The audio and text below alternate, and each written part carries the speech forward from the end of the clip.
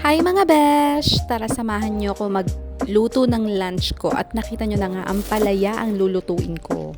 So ayan na nga, ayan ang actually favorite ko since nung dumating ako dito sa Dubai.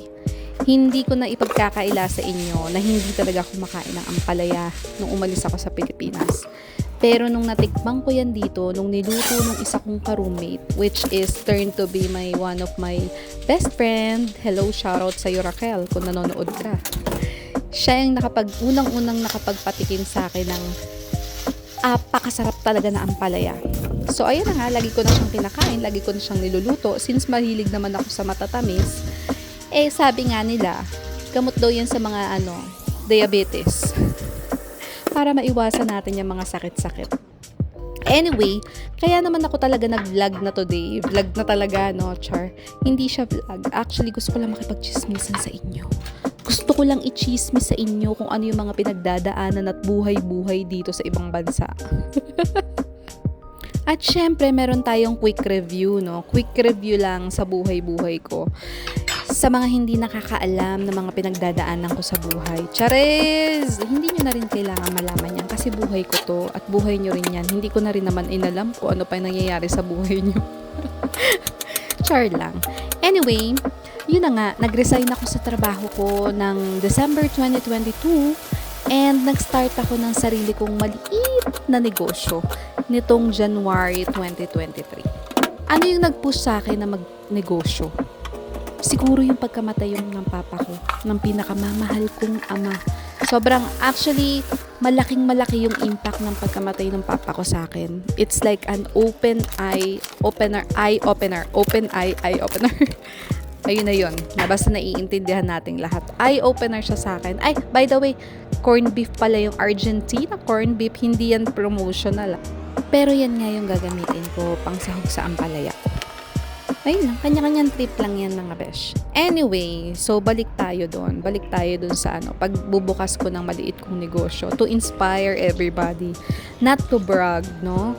Hindi naman ako nagbabrag sa inyo. Kasi ako, syempre, may kanya-kanya nga tayong pinagdadaanan. Hindi naman sa attitude problem ako sa trabaho. Charis. Oy, hindi umaabot din ako ng mga 5 taon, 4 na taon sa company. Thanks God naman at mababait naman talaga lahat ng mga naging managers ko.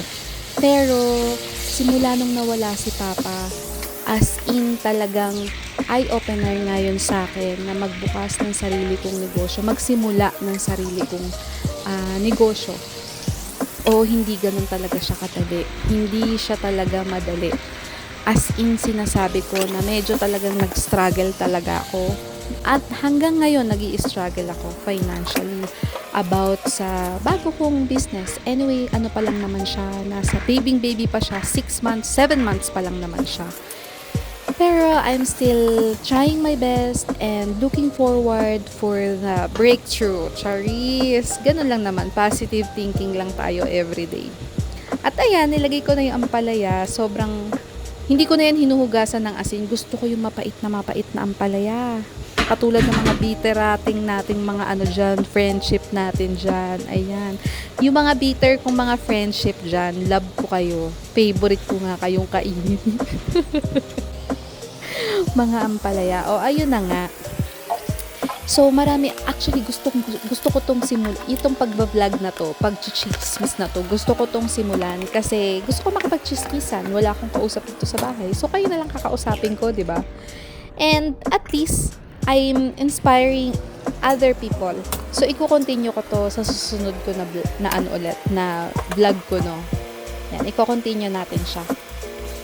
For now, I'm so happy to everybody na nagla-like ng video ko at syempre, continuous na nagsusupport sa akin. To all my friends, family members, and everybody who loves me. I know kahit kakalayo tayo, mahal niyo ako at mahal ko rin kayong lahat.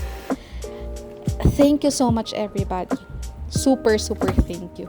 At ayan na nga pala, di ba bahaw? Kitang-kita nyo naman. Galing sarap yung kanin ko. Kinakain ko talaga bahaw. Mahilig ako sa bahaw. Tapos iinitin ko syempre. Gusto ko mainit. At may natira pa yan para bukas. once a day lang naman ako makain ng rice. Pero usually, minsan 2 times a day. Kapag, depende sa ulam. O siya, kain tayo. Looking forward for more chismes with you. Bye!